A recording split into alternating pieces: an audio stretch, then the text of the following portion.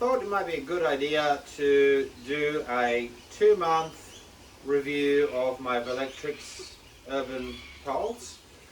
I had a bike for a little while, a few adventures and misadventures, and it might be good to share that kind of lived experience with you, particularly if you're considering getting this type of bike or this brand. So I'll go through a few pros. Well, you get a lot for your money.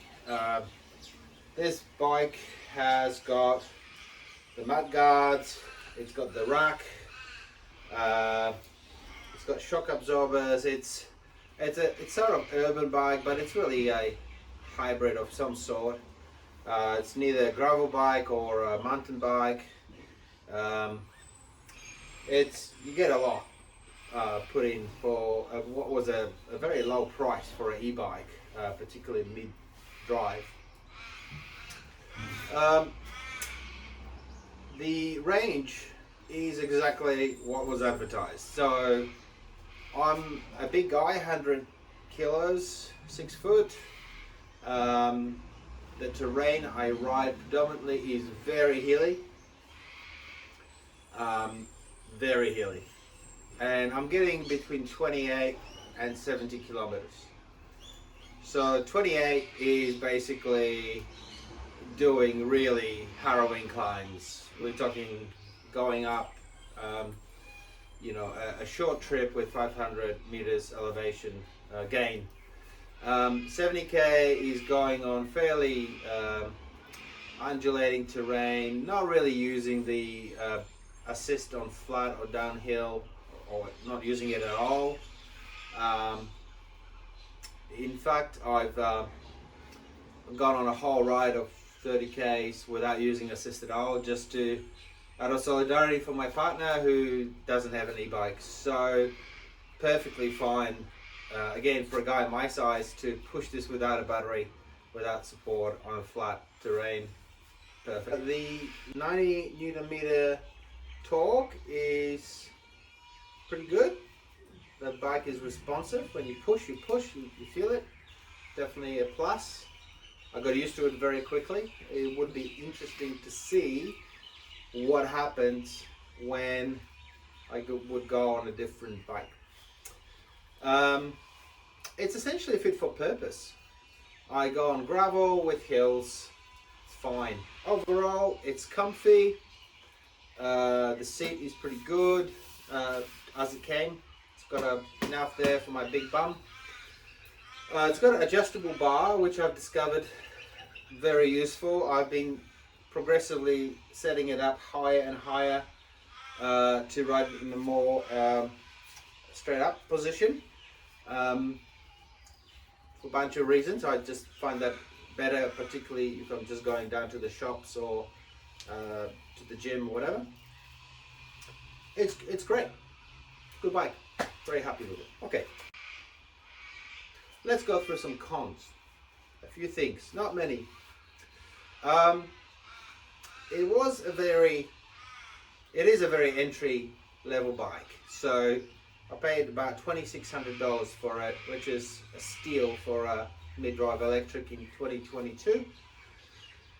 The parts quality could be a little better.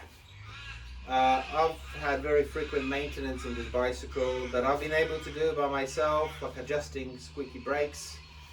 But I also had to take it in twice to have it serviced, quite substantial service at 99 bikes. Fortunately, I've got that maintenance deal with them, so the labor doesn't cost anything. I'm just paying a little bit for parts here and there. Basically, 2 months in, I had to replace the brake pads. Not something I expected. Lots of adjustments, lots of tightening of various bolts. Mind you, I do ride every day. So if you are a more occasional user, you'll probably find you wouldn't have this amount of maintenance. But that's what you get. So you pay less up front, you get lower quality parts, particularly consumables, and sort of I've ended up replacing some of these parts with slightly sort of next bracket in quality, geared towards longevity of use. Okay, the gearing was too high for me. That's another con. No, like I said, I'm riding mostly in pretty aggressive hills, so I paid very little. I think it was like $40, and got a new cassette that's geared a bit lower, and the guys are 99 bikes, fitted in. It wasn't a big expense, and I'm already can see it's a slight difference. I went from 32 teeth to 34. Not a big. That's the maximum I could fit in there, and basically it's made a difference. I'm not grunting going up my 22% driveway. Okay,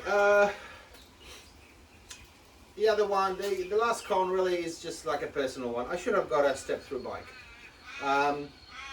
As you see, I like to go shopping with this thing, as well as going on adventures, so lifting my leg has just gotten boring. It's not that I can't do it, I can do it, it's just boring. I would have preferred to just step through. But that's on me. Should have thought better, should have done more research, but live and learn.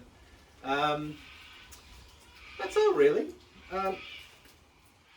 In summary, this is a pretty excellent bike, and I didn't pay lots of money for it. So if you want a little bit less hassle, maintenance, etc., maybe go and get a more expensive bike with higher quality parts, and I mean higher quality for longevity, not for performance.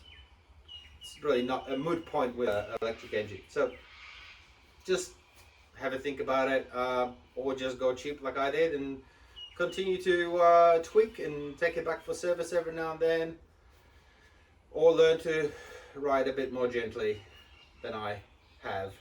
I've had a few falls, so yeah, definitely not a mountain bike. That's all from me. See you next time.